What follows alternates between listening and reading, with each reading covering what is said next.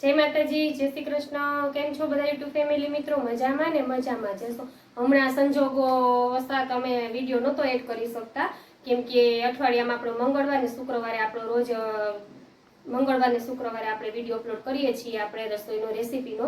तो मारी चेनलमां तमे बन्या रहेजो केम के हमणां थोडुंक होस्पिटल ने लीधे अमे नतो विडियो एड करी शक्या ते बदल बधानी माफी मागुं छुं। तो आजे आपणे बनाववाना छीए वरियाळीनुं शरबत। उनाळामां स्पेशियल वरियाळीनुं शरबत कई रीते बनावવું ને તે ખાસ જોજો। ચાલો તો આપણે પહેલા જોઈ લઈએ। આપણે 5 મિનિટમાં સરસથી તૈયાર થઈ જાય છે વરિયાળીનું શરબત। જો આપણે વરિયાળીનું શરબત બનાવવા માટે જો આપણે એક વાટકીમાં વરિયાળી લઈ લીધી છે। હવે આપણે આને મિક્સર જારમાં દરી લેશું। આપણે સરસથી ઉનાળામાં ઠંડક આપે એવું સરસથી આજે આપણે વરિયાળીનું શરબત બનાવવાનું છે। આપણે અત્યારે એક વાટકામાં ખાંડ લીધી છે, પછી જોઈતા પૂરતી આપણે ખાંડનો ઉપયોગ કરવાનો છે। જો તમારે વધારે શરબત બનાવવું હોય તો વધારે શરબત બનાવવા માટે વધારે ખાંડનો ઉપયોગ થાય અને ઓછા શરબત બનાવવા માટે ઓછો ઉપયોગ થાય છે। આપણે એ વરિયાળીને મિક્સર જારમાં લઈ લેશું, પછી આપણે વરિયાળીને દરી લેશું આ રીતે। જો બંધ કરીને આપણે એને દરી લેશું। જો આપણે આ વરિયાળી દરાઈ ગઈ છે, આવી સાવ આપણે દળી લેવાની છે। ત્યાર પછી આપણે એને એક તપેલીમાં એડ કરી દીધી છે। હવે આપણે શરબત બનાવવાનું છે। જો આપણે ત્યાર પછી ખાંડને દળી લેવાની છે શરબતમાં એડ કરવા માટે। જો આ રીતે હવે આપણે મિક્સર જારમાં ખાંડને દળી લેશું। જો આપણે હવે બધું દરાઈ ગયું છે, આમાં ખાંડ દરી લીધી છે, આમાં આપણે જો વરિયાળીનો ભૂકો છે। તો હવે આપણે આમાં થોડું પાણી લીધું છે અને આપણે બીજું ઠંડુ પાણી લીધું છે, જો આ બરફનું, અને આમાં આપણે સિમ્પલ પાણી લીધું છે। એમાં હવે આપણે વરિયાળી જે દળી છે ને એનો ભૂકો એડ કરશું। એકદમ સરસથી ઠંડુ અને આપણે ઉનાળામાં રાહત આપે, ઠંડક આપે એવું સરસથી આજે આપણે વરિયાળીનું શરબત પણ કહેવાય છે અને વરિયાળીનું જ્યુસ પણ કહેવાય। એમાં આપણે જો નાખી છે દળેલી ખાંડ હોય, તમે આમાં સાકરનો પણ ઉપયોગ કરી શકો છો અને આપણે ઘરમાં ખાંડ હોય એનો પણ ઉપયોગ કરી શકીએ છીએ। જો આ રીતે આપણે એમાં ભેળવી દીધું છે।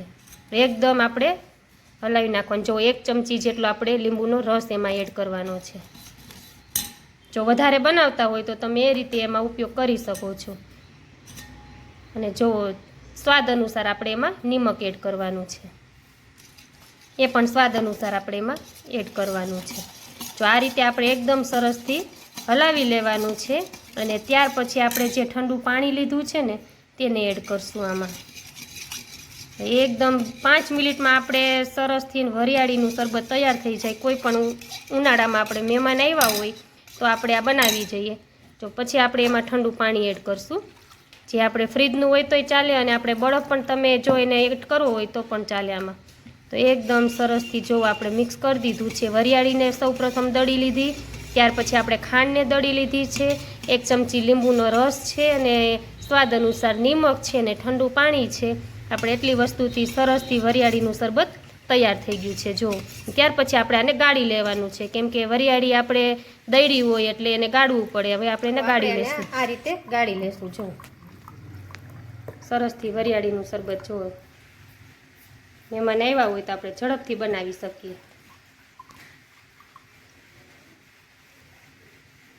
જો બની ગયું છે સરસથી વરિયાળીનું શરબત। હવે આપણે એને ટ્રેમાં એડ કરી દઈશું। જો આપણે વરિયાળીનું શરબત મમ્મીએ સરસથી તૈયાર કરી દીધું છે મહેમાન માટે ઉનાળામાં આપણે। તો જો આ રીતે તમે પણ બનાવશો ને ઝડપથી બની જાય અને ઉનાળામાં સરસથી આપણા શરીરમાં ઠંડક આપે એવું વરિયાળીનું શરબત મમ્મી બનાવી લીધું છે। તો તમે જોઈ લીધું ને આપણે વરિયાળીનું શરબત કઈ રીતે બનાવ્યું છે તે। તો બસ આવી જ રીતે કોઈ ઉનાળામાં આપણા મહેમાન આવ્યા હોય કે આપણે શરીરમાં પેટમાં સરસથી ઠંડક આપે છે ને। વરિયાળી તો આપણે ગેસ હોય, પિત્ત હોય, વાયુ હોય, એસિડિટી હોય એમાં પણ રાહત આપે છે। તો જરૂરથી આપણે આમાં ખાંડનો પણ ઉપયોગ કરી શકીએ છીએ અને આપણે એમાં સાકરનો પણ ઉપયોગ કરી શકીએ છીએ અને એકદમ સરસથી આને વરિયાળીનું શરબત પણ કહેવાય છે અને વરિયાળીનું જ્યુસ પણ કહેવાય છે। અને હા, બાળકોને પણ સરસથી આ પીવડાવવાથી એના શરીરમાં ગરમીનો નાશ થાય છે। તો જરૂરથી તમે આ રીતે બનાવશો ને તો બધાને ભાવશે, લીંબુ નિમક બધું એડ કરીને। તો બસ આવી જ રીતે તમે નવી નવી રેસીપી જોવા માટે મારી ચેનલને તમે લાઈક કરો, શેર કરો અને સબસ્ક્રાઈબ કરી દેજો। તો ચાલો આપણે આવતા વિડીયોમાં મળશું કંઈક નવી રેસીપી સાથે, કંઈક નવી વસ્તુ સાથે। છેક સુધી વિડીયો જોવા માટે તમને બધાને થેન્ક યુ। જય માતાજી, જય શ્રી કૃષ્ણ।